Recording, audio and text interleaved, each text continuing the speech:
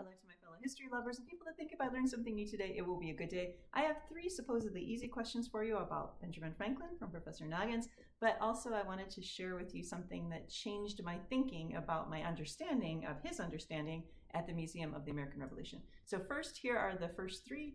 True or false, Benjamin Franklin had 16 siblings, and that is true.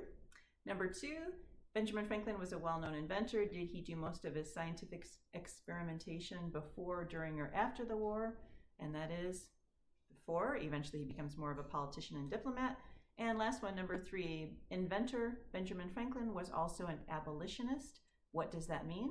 And that meant he opposed slavery, but his was an arc that way, in the sense that he started off as a slave owner and then eventually became an ardent abolitionist.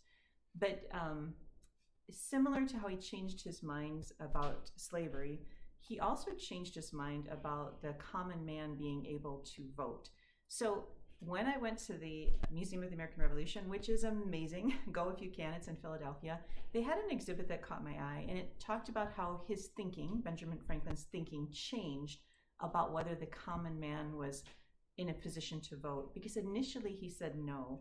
And where my mistaken thinking was, is I had thought the founders said only property owners should vote because of some sort of like elitism, right? Like property owners would be more educated or just somehow had some ephemeral quality that made them more worthy of voting. But it actually wasn't like that.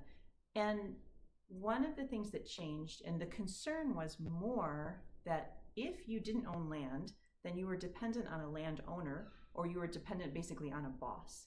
And the idea was that person on whom you were dependent could dictate your vote. So you weren't going to be an independent voter. You would be forced to vote the way your landowner or boss wanted you to vote.